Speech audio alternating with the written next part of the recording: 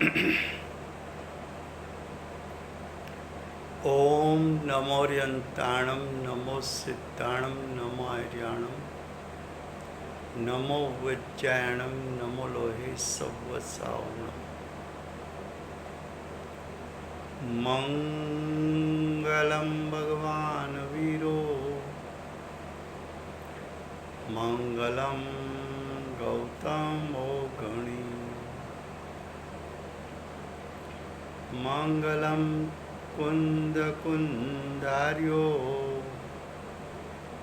जैनधर्मोऽस्तु मंगलम्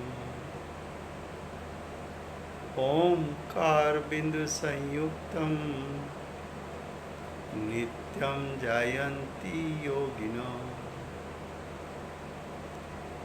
कामदं मोक्षदं चैव ओंकाराय नमो नमः अहोपकार जिनवरनो कुंदनो ध्वनि दिव्यनो चीन कुंद ध्वनि आप्या अहो आ गुरु काननो तुझ ज्ञान ध्यान नो रंग अमया दर्श रहो ओ शिव पद तक तुझ संग माता आदि।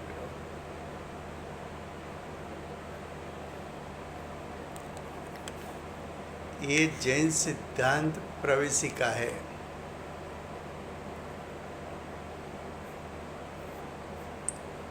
पंडित दौलत राम जी ने पंडित गोपालदास जी बरैया जी ने इसकी रचना की है।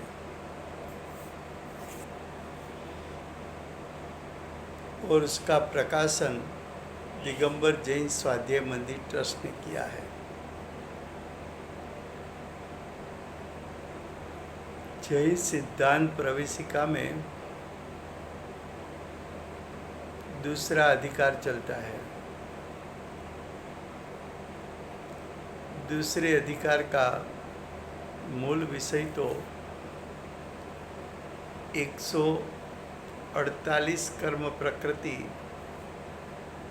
का वर्णन करना है। लेकिन कई स्थानों पर जीव और कर्म के बीच में जिस प्रकार के निमित्त नैमित्तिक संबंध है, इसलिए पंडित गोपालदास बरैया जी ने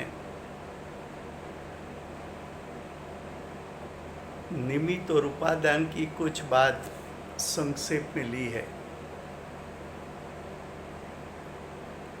तो दूसरा अधिकार उसमें हम कल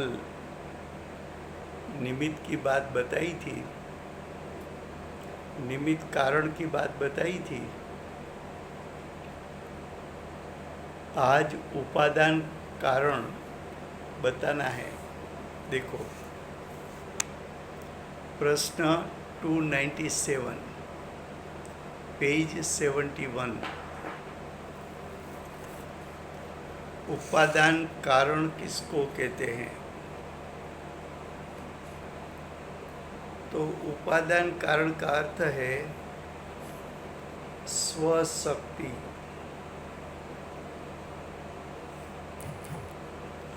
उसका दूसरा नाम है निज शक्ति।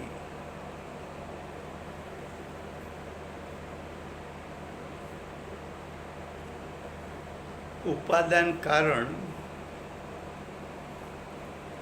सभी द्रव्यों में होता है।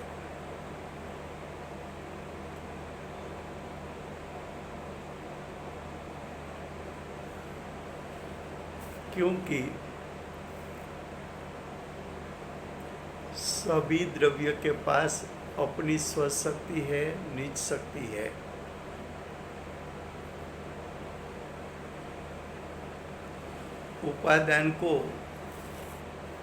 उपादान के कथन को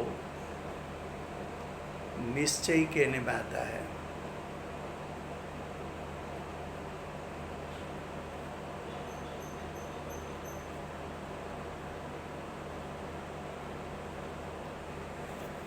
जब उपादान के कथन को निश्चय कहने में आता है तब निमित्त कारण को व्यवहार कहने में आता है।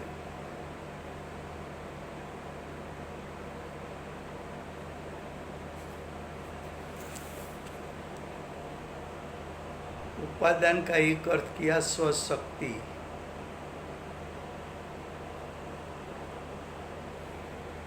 और उपादान सभी द्रव्यों में होता है। तब प्रश्न ये होता है कि स्वशक्ति का अर्थ क्या करे। तो कि प्रत्येक द्रव्य में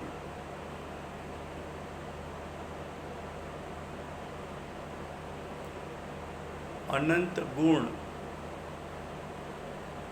यानी अनंत स्वभाव, उसको स्वशक्ति कहने में आता है।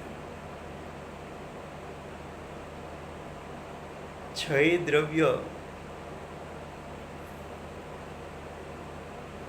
के पास अपना अपना अनंत गुण है, चाहे वो सामान्य गुण हो, विशेष गुण हो कि असाधारण गुण हो। ऐसे अनंत गुण को, ऐसी अनंत शक्ति को द्रव्य की स्वशक्ति कहने में आती है। स्वशक्ति द्रव्यों में एक दूसरे प्रकार की है। दूसरे प्रकार की स्वशक्ति, उसका अर्थ है द्रव्य में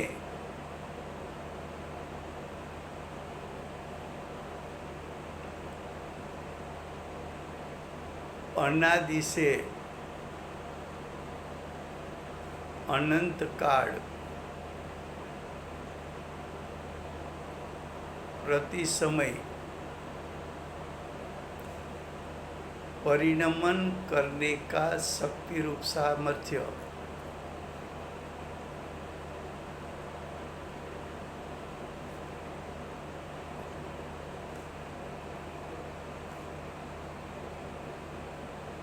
उसको भी स्वशक्ति, निज शक्ति कहने में आती है।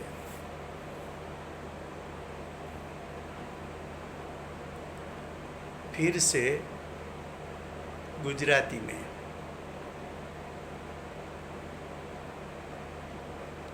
આજનો વિષય છે ઉપાદાન કારણ। જૈન સિદ્ધાંત પ્રવેશિકા, બીજો અધિકાર, પ્રશ્ન 297। ઉપાદાન કારણ કોને કહે છે?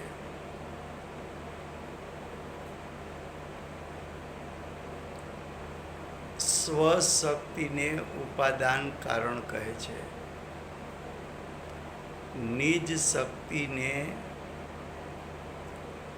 ઉપાદાન કારણ કહે છે। ત્યારે પ્રશ્ન એ થાય કે સ્વશક્તિ કોને કેવી? સ્વશક્તિ કયા દ્રવ્યોમાં છે?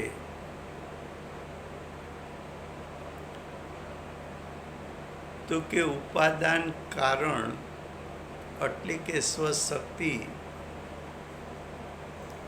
6 દ્રવ્યોમાં છે।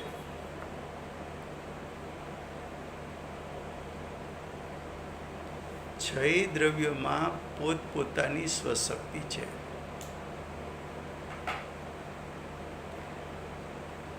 છ દ્રવ્યોમાં સ્વશક્તિ ક્યારે છે? તો કે ત્રણેય કાળ છે.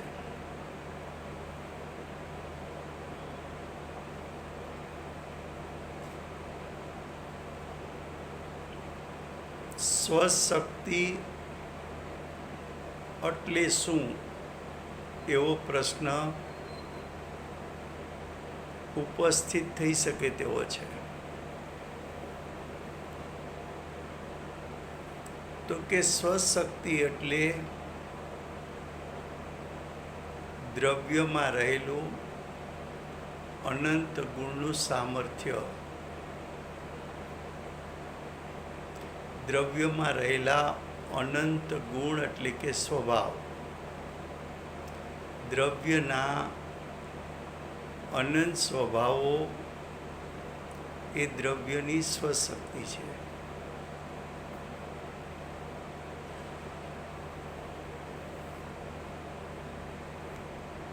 બીજી સ્વશક્તિ દ્રવ્યોમાં છે કે દ્રવ્ય અનાદિથી અનંતકાળ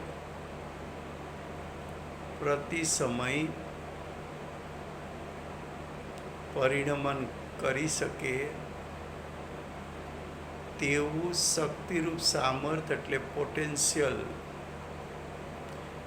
એને પણ સ્વશક્તિ કહેવામાં આવે છે. આ બંને સ્વશક્તિ ચેતન દ્રવ્યમાં પણ છે, એટલે કે જીવમાં પણ છે, અને અચેતન દ્રવ્યો એટલે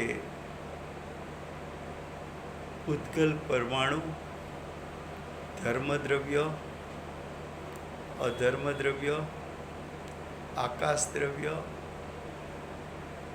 અને કાળ દ્રવ્ય દરેકમાં છે. આ બંને પ્રકારની સ્વશક્તિ રૂપી દ્રવ્યોમાં પણ છે, અરૂપી દ્રવ્યોમાં પણ છે. રૂપી દ્રવ્ય એટલે પૂતગલ, અરૂપી દ્રવ્ય એટલે જીવ, ધર્મ, અધર્મ, આકાશ અને કાળ. આ બંને પ્રકારની સ્વશક્તિ એક પ્રદેશી દ્રવ્યોમાં પણ છે અને અનેક પ્રદેશી દ્રવ્યોમાં પણ છે. એક પ્રદેશી દ્રવ્ય એટલે પરમાણુ અને કાલાણુ, એમાં પણ બંને પ્રકારની સ્વશક્તિ છે. અને અનેક પ્રદેશી એટલે જીવ, ધર્મ, અધર્મ અને આકાશ.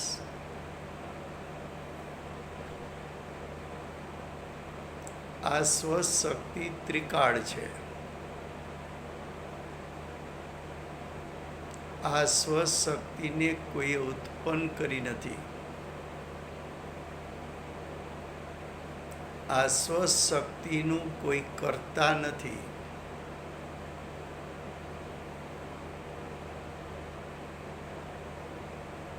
સ્વશક્તિ સહજ એટલે અકૃત્રિમ રીતે છે.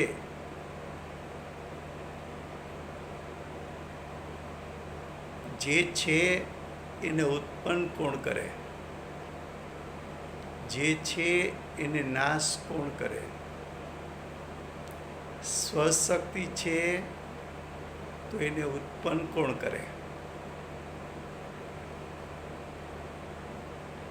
સ્વશક્તિ છે તો એનો નાશ કોણ કરે?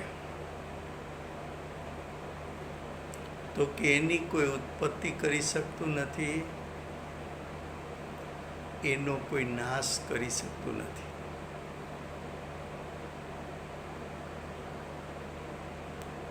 તો છ દ્રવ્યોમાં અનંત ગુણાત્મકપણું છે અને અનાદિથી અનંત કાળ પરિણમન કરી શકે એવું શક્તિરૂપ સામર્થ્ય છે. જેમ કે જીવ અર્યંત પદને પામે તો એની પર્યાયમાં અનંત જ્ઞાન, અનંત દર્શન, અનંત સુખ, અનંત પુરુષાર્થ જે પ્રગટ થયો, એ પ્રગટ કેમ થયો? તો કે જીવમાં એવી સ્વશક્તિ હતી.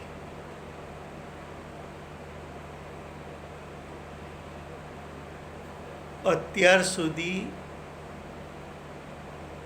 અનંત જ્ઞાન, અનંત દર્શન, અનંત સુખ, અનંત પુરુષાર્થ કેમ ન પ્રગટો? તો કે એ પ્રગટાવવા માટે જીવે જે પુરુષાર્થ કરવો જોઈએ તે પુરુષાર્થ કર્યો નથી. પણ જો આપણે એમ કહીએ કે અર્યંત પરમાત્માને કેવળ જ્ઞાન થયું છે, ક્ષાયિક જ્ઞાન થયું છે અને ક્ષાયિક સુખ થયું છે, તો અર્યંત પરમાત્માને ક્ષાયિક જ્ઞાન ને ક્ષાયિક સુખ બહારથી આવ્યું કે અંદરમાંથી આવ્યું?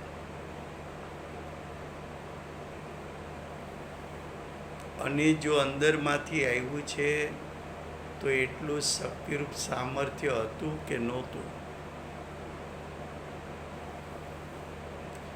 જો એટલું શક્તિરૂપ સામર્થ્ય હતું તો એ નવું ઉત્પન્ન થયું કે અનાદિનું હતું?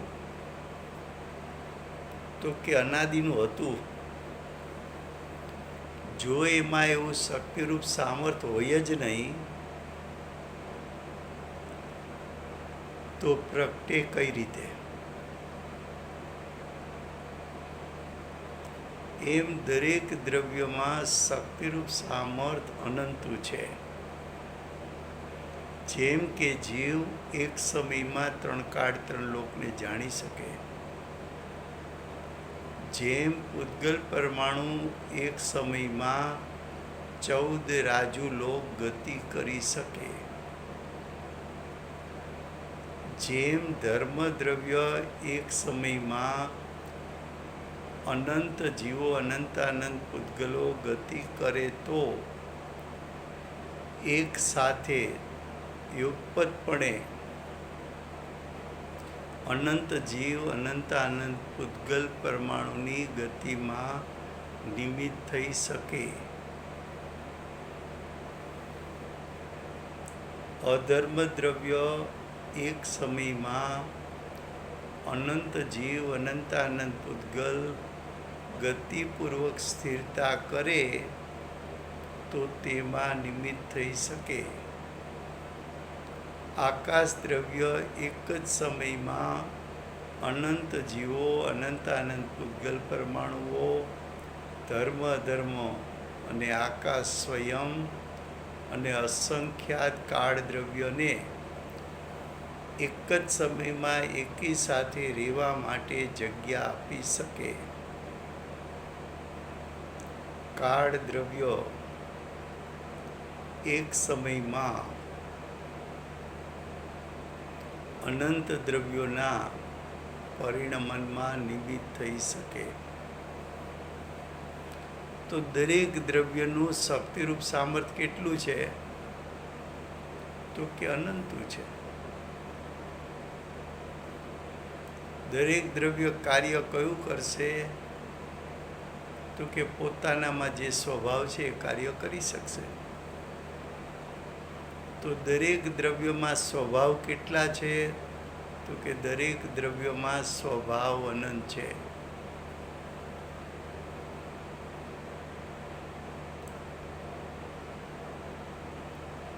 समझ में आया? अब इतनी बात दिखाने के बाद प्रश्न फिर से पढ़कर उसका उत्तर क्या है वो देखते हैं। प्रश्न 297, उपादान कारण किसको कहते हैं? उसका उत्तर, जो पदार्थ, पदार्थ का अर्थ है द्रव्य, जो पदार्थ, उसका अर्थ है 6 द्रव्यों में से किसी भी द्रव्य स्वयं, स्वयं का अर्थ है स्वशक्ति से कार्य रूप परिणमे, सभी द्रव्य का परिणमन होता है, वो स्वयं होता है। तो द्रव्य में से प्रति समय एक पर्याय प्रगटती है और अनादि से अनंत काल में द्रव्य में से अनंत अनंत पर्याय प्रगटती है। वो अनंत अनंत पर्याय आई कहाँ से? द्रव्यों में से। तो अनादि से अनंत काल की पर्याय द्रव्यों में से आई, तो द्रव्यों में अनादि से अनंत काल की विविध पर्याय प्रकट करने का शक्ति रूप सामर्थ्य होना चाहिए कि नहीं होना चाहिए? अगर आप ना बोलो तो प्रश्न ये आएगा, तो पर्याय आई कहाँ से? हाँ बोलो तो ज्ञानी को यह तो सिद्ध करना है कि अनादि से अनंत काल की प्रत्येक समय की पर्याय द्रव्यों में से आती है। इसलिए यहाँ उत्तर में लिखा कि जो पदार्थ का अर्थ है 6 द्रव्यों में से किसी भी द्रव्य स्वयं का अर्थ है स्वशक्ति से कार्य रूप यानी परिणाम रूप परिणमे, उसको उपादान कारण कहने में आता है।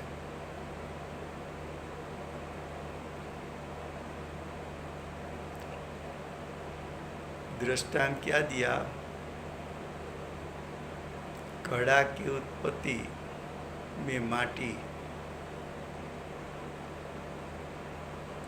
तो माटी पदार्थ स्वयं कार्य रूप परिणमन किया तो घड़ा बना। अब ध्यान से सुनना, माटी में से घड़ा आया कि कुंभार में से घड़ा आया?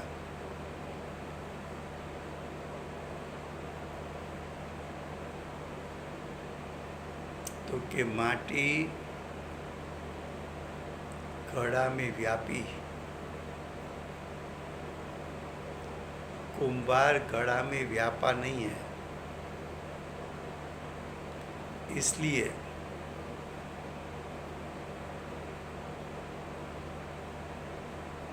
घड़ा रूप परिणाम का कर्ता कौन? माटी है कि कुंभार है?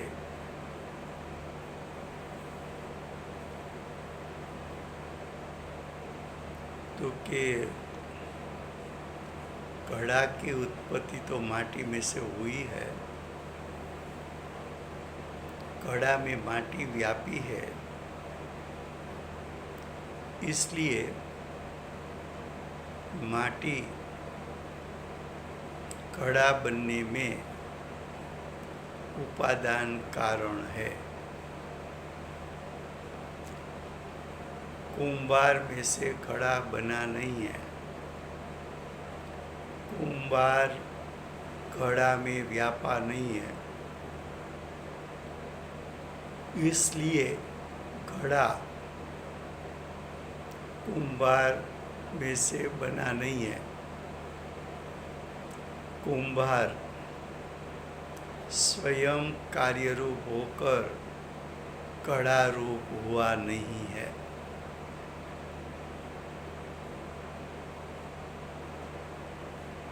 लेकिन हमारी मान्यता क्या है? अरे मेरे कुंभार के पास से मटला लो, घड़ा लो, वो बहुत अच्छा बनाता है।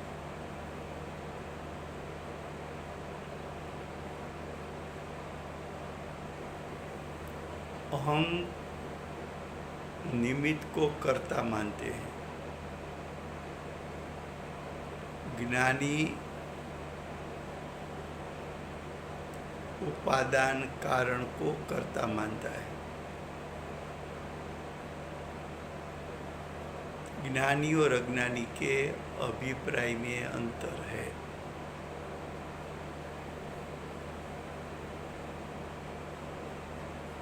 फिर से गुजराती में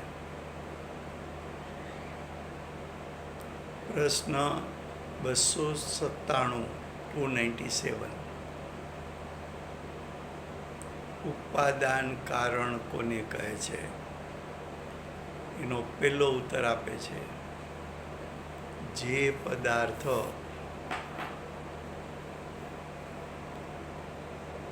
એટલે કે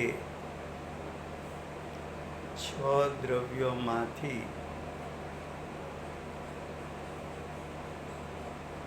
કોઈ પણ દ્રવ્ય કાર્યરૂપે પરિણમે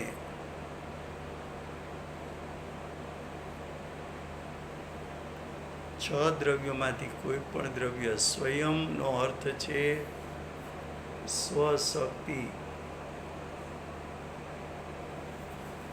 તો 6 દ્રવ્યોમાંથી કોઈ પણ દ્રવ્ય સ્વશક્તિથી કાર્યરૂપે પરિણમે તેને ઉપાદાન કારણ કહેવાય.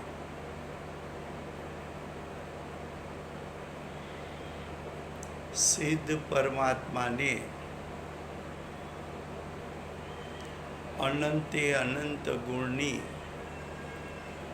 પરિપૂર્ણ શુદ્ધિની પ્રગટતા થઈ. એ શુદ્ધિની પ્રગટતા સિદ્ધ પરમાત્માના આત્મામાંથી આવી કે પરદ્રવ્યોમાંથી આવી? તો કે સિદ્ધ પરમાત્માના આત્મામાંથી આવી. હવે જો સિદ્ધ પરમાત્માના આત્મામાંથી આવે તો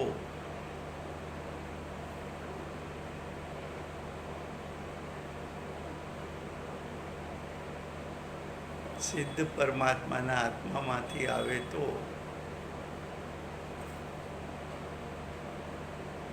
સિદ્ધ પરમાત્મામાં એટલું શક્તિરૂપ સામર્થ્ય હતું કે નહોતું? એટલું પોટેન્શિયલ હતું કે નહોતું? તો કે ન હોય તો આવે નહીં. આટલું પોટેન્શિયલ સિદ્ધ પરમાત્મામાં ક્યારથી હતું?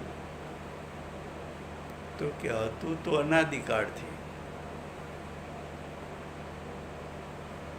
પણ અજ્ઞાન દશામાં અજ્ઞાનીને ખ્યાલ નહોતો.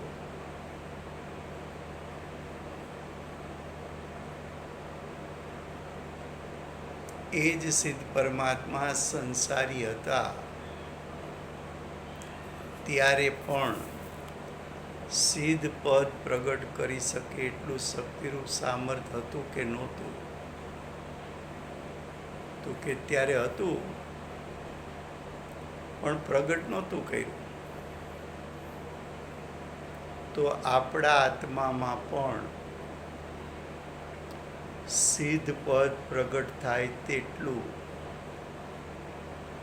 શક્તિરૂપ સામર્થ્ય વર્તમાનમાં છે કે નથી? તો કે સિદ્ધ પરમાત્મા સંસારી હતા ત્યારે એમને હતું, તો વર્તમાનમાં હું સંસારી છું, તો મને પણ સિદ્ધ પદની પ્રાપ્તિ થાય એટલું શક્તિરૂપ સામર્થ મારામાં છે.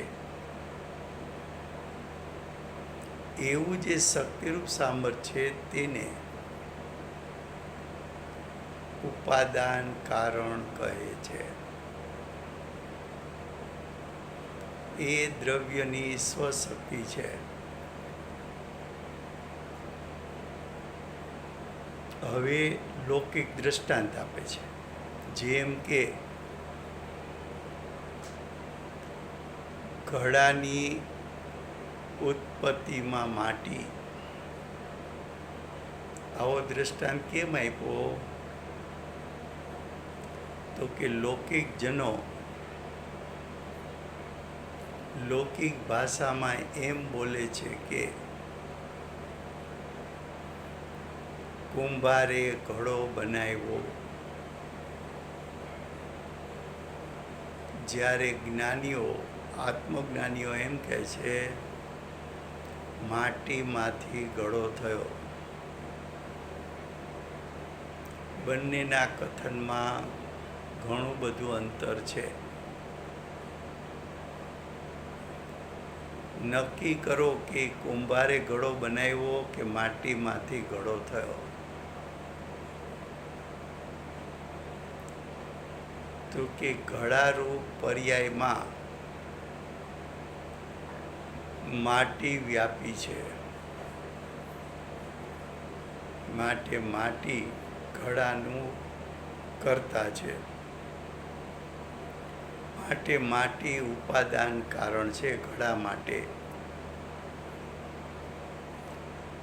ઘડો માટીથી ભિન્ન નથી. જ્યારે કુંભાર ઘડાથી ભિન્ન છે. માટે ઘડાની ઉત્પત્તિમાં માટી ઉપાદાન કારણ છે.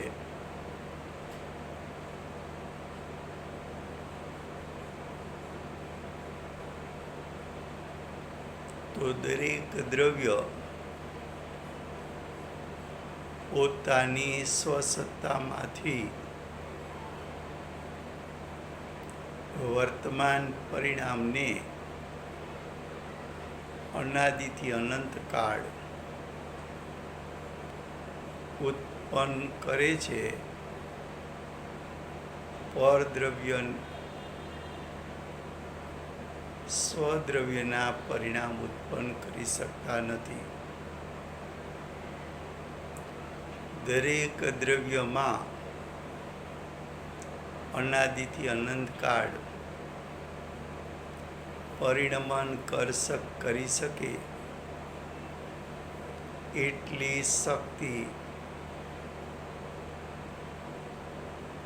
શક્તિ રૂપે પડી છે. આવું ઉપાદાન દરેક દ્રવ્ય પાસે હોવાથી અનાદિથી અનંતકાળ છ દ્રવ્ય પોતપોતાના ઉપાદાનથી પરિણમે છે.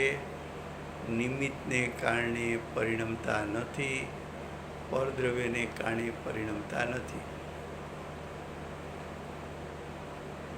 આ ઉપાદાન કારણો એક વિષય પૂરો થયો. હવે બીજો વિષય. અનાદિકાળથી દ્રવ્યમાં જે પર્યાયનો પ્રવાહ ચાલી રહ્યો છે તેમાં અનંતર પૂર્વક્ષણવર્તી પર્યાય ઉપાદાન કારણ છે. શું કે છે? પહેલા પોઈન્ટમાં એમ કહ્યું હતું કે વર્તમાન ઉત્પત્તિનું કારણ દ્રવ્ય છે, ત્રિકાળ દ્રવ્ય. હવે એમ કહે છે કે અનાદિથી અનંતકાળની પ્રત્યેક પર્યાયમાં એ પ્રત્યેક પર્યાયની ઉત્પત્તિમાં પૂર્વ પર્યાય કારણ છે.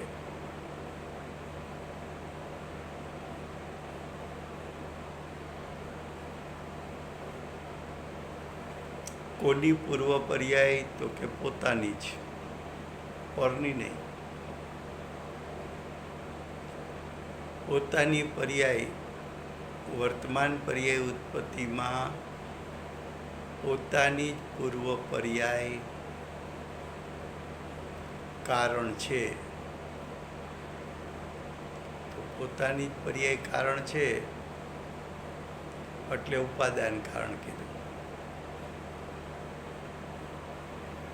હવે આ વાતને સિદ્ધ કઈ રીતે કરે છે? તો કે વાતને સિદ્ધ એમ કરે છે કે પૂર્વ પર્યાયનો વ્યય ન થાય તો ઉત્તર પર્યાય પ્રગટી શકે નહીં.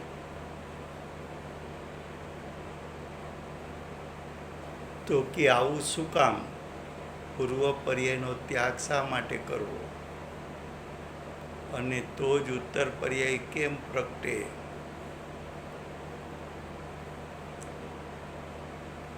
તો કે પ્રત્યેક પર્યાયમાં આખું દ્રવ્ય વ્યાપી જાય છે.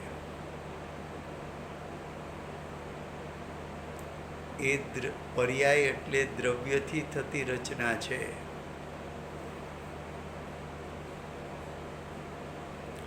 હવે જો પર્યાયમાં આખું દ્રવ્ય વ્યાપી જાય તો પૂર્વની પર્યાયમાં દ્રવ્ય વ્યાપેલું રહે તો ઉત્તર પર્યાયમાં દ્રવ્ય વ્યાપી ન શકે. તો ઉત્તર પર્યાયને પ્રગટ કરી જ ન શકે.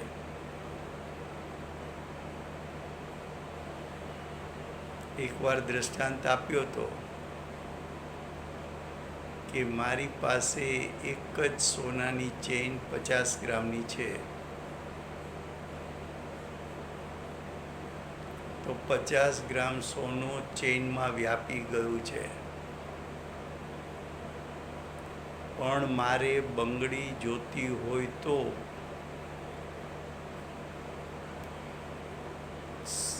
મારું 50 ગ્રામ સોનું ચેઇનમાં વ્યાપ્યું છે. એ સોનું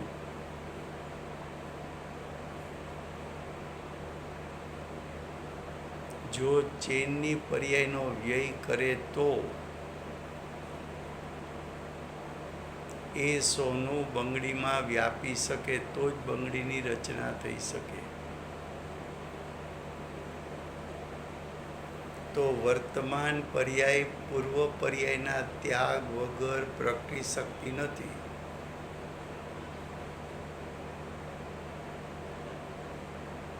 પૂર્વ પર્યાયના ત્યાગ વગર ઉત્તર એટલે પછીની પર્યાય પ્રગટી શકતી નથી.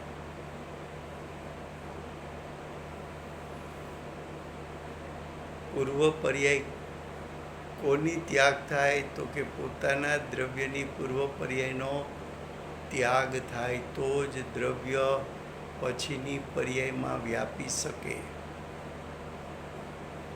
એટલે જો શબ્દ શું લખ્યા છે? અનંતર. અનંતર એટલે અંતર છોડ્યા વગર. ઉત્તર ક્ષણવર્તી એટલે પછીની ઉત્પન્ન થતી ક્ષણિક પર્યાય કાર્ય છે. તો 1 નંબરના પોઈન્ટમાં એમ કહ્યું હતું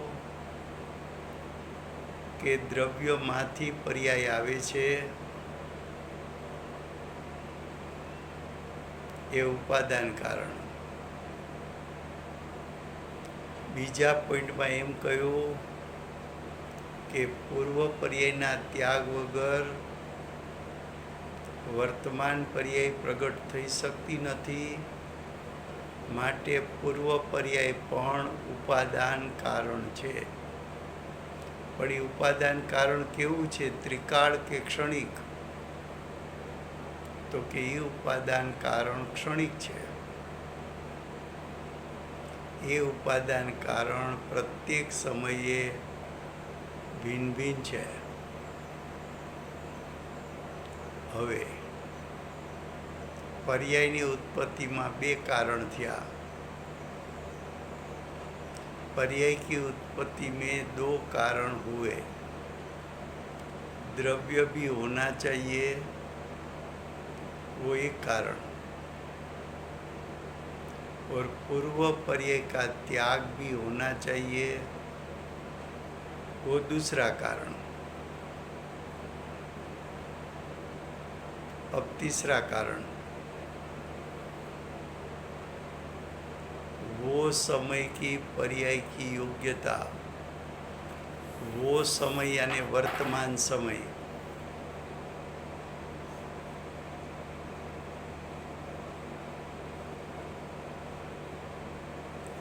वर्तमान समय की पर्याय की योग्यता वो उपादान कारण है.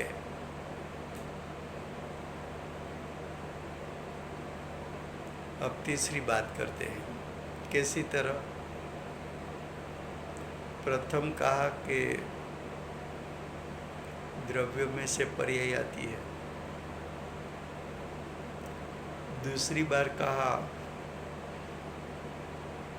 कि पूर्व पर्याय का त्याग होता है तब उत्तर पर्याय प्रकट होती है. अब तीसरी बात बताई.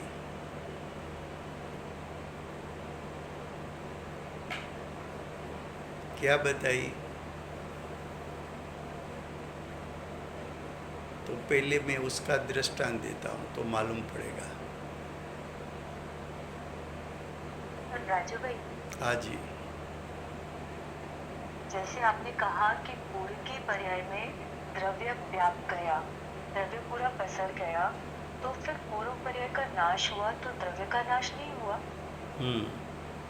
द्रव्य का नाश हुआ कि उससे हुई रचना का नाश हुआ?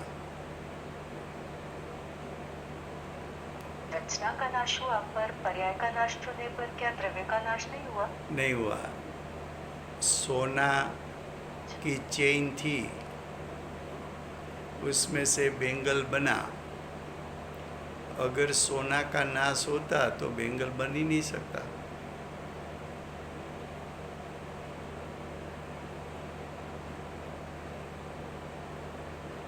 जो वर्तमान चेन स्वरूप पर्याय थी वो कहाँ गई? तो कि चेन एक रचना थी. वो रचना द्रव्य से हुई थी, सोना से हुई थी. वो रचना बिखर कर सोना में पारिणामिक भाव स्वरूप हो गई. सोना में परिणामिक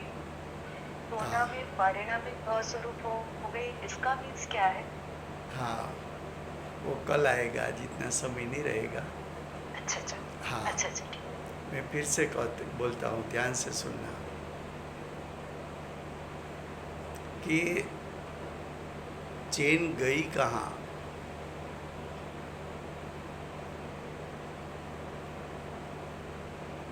तो कि सोने में से कितने प्रकार के जेवर की रचना हो सकती है? तो कि जेवर तो अनंत प्रकार के रचना कर सकता है, अनंत प्रकार का. लेकिन वर्तमान में चेन हुआ. दूसरे समय चेन पूर्व पर्याय त्याग हो गई, उत्तर पर्याय में बेंगल बना. फिर बेंगल बिखर गया तो नया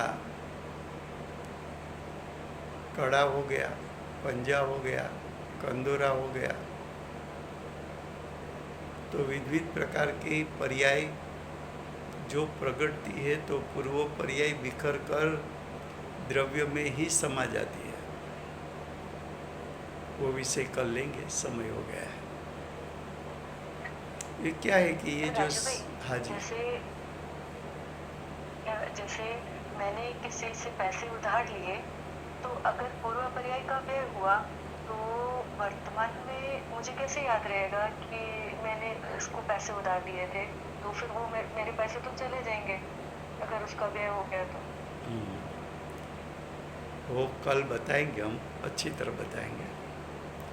और ये जो विषय चलेगा ना, वो विषय शांति से जब तक समझ में ना आए तब तक चलाना है, क्योंकि एक बार विषय आया वो फिर कब आएगा मालूम नहीं। तो कल आगे करेंगे।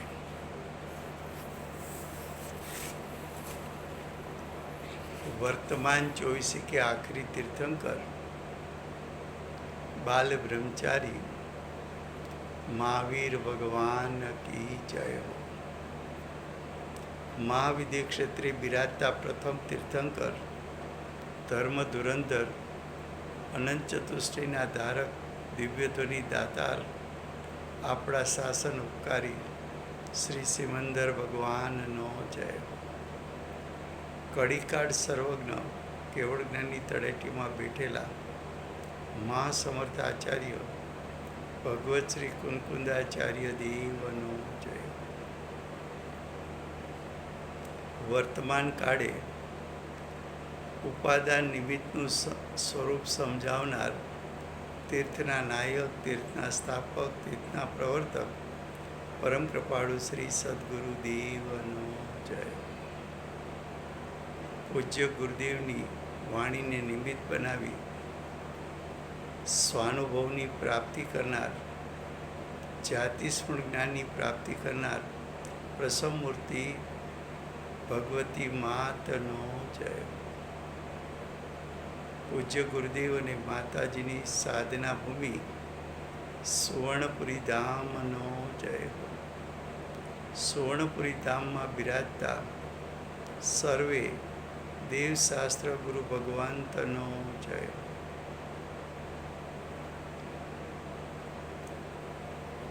વર્તમાન ગુરુ અને ભવિષ્યના તીર્થંકર શ્રી સૂર્યકીર્તિ ભગવાનનો જય હો। શ્રી સૂર્યકીર્તિ ભગવાનના સમોસરના મુખ્ય ગણધર શ્રી દેવેન્દ્ર કીર્તિનાથ ભગવાનનો જય। પરમ દિગંબર જૈન ધર્મનો જય। Thank you very much, Rajubhai.